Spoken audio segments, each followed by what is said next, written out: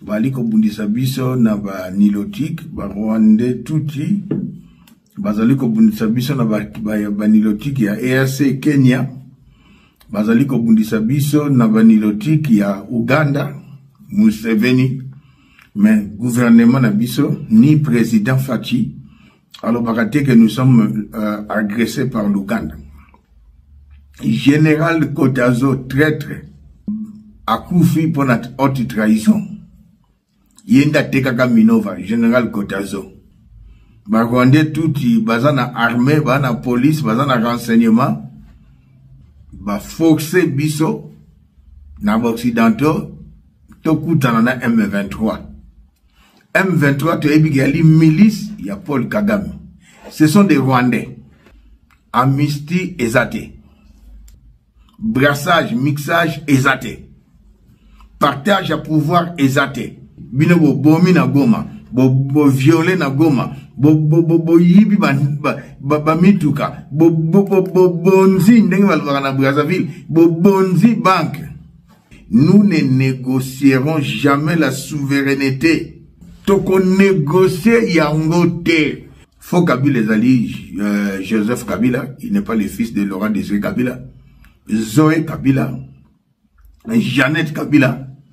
Bangonde bazako mema kokoso ya minene mboka Kamere un étranger bazo mema kokoso na mboka famille ya Delila c'est ba Rwandais toute famille Nyakero on za famille li Babé botala ba 4 bêtises 4 crimes politiques John Nyake wasali pour balingi batinda yawo ta unazolo banabino influence ya Dalila botu mona ngolo kola blague de azali espionne numéro 1 ya ba Rwandais ya Paul Kagame Denise Nyake. Elle est très dangereuse. Donc Mokonzi na biso faut défendre le président.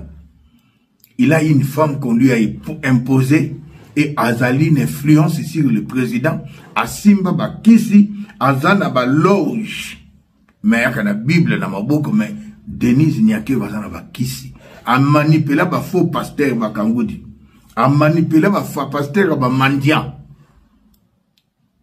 bakisi wana et dominant famille biologique à papa Etienne ato ebisi ba ngaka kondimate pour bazana manipuler par Denise Nyake kaka famille bazana pétrole kaka famille bazana bois comme président papa Etienne ezate kaka famille yo Nyakero oyi ba ekoduka liwa ya IDPS liwa ya libota papa Etienne Tshisekedi bazoluka liwa ya président Fachi.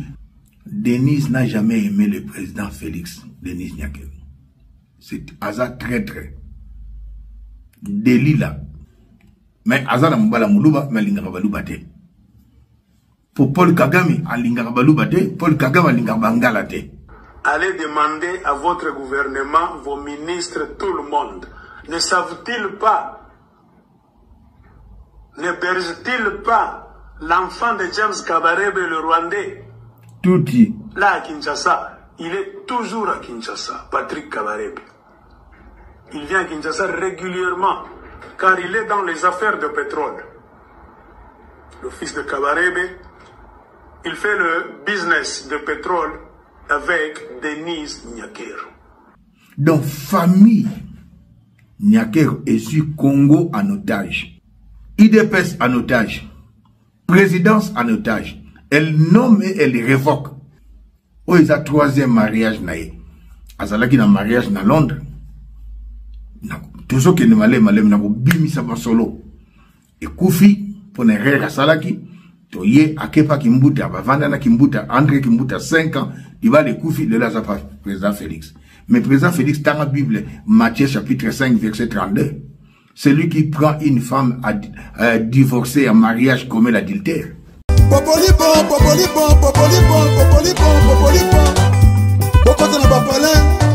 Diaspora, beaucoup de la combattants, beaucoup de la Congolais, au monde entier, dans 5 continents, mon kilo mobimba, s'abonner à Congo Dialogue, info là sûr.